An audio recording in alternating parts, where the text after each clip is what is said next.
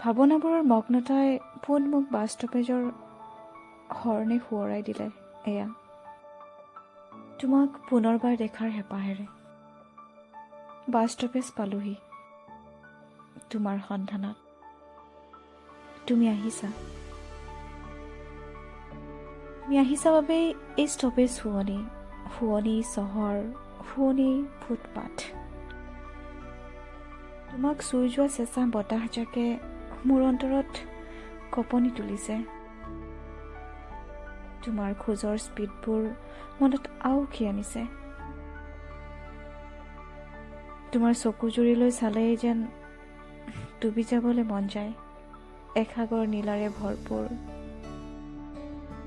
দুচকুৰ নীলাত আবিৰ্ভাৱ হৈছে সপোনৰ সোণালী যাত্ৰাটো। স্পষ্টবাদী চকুজুৰিয়ে যেন অন্ত পেলাইছে সমগ্ৰ ক্লান্ত দুখ আৰু ভাগৰবোৰ।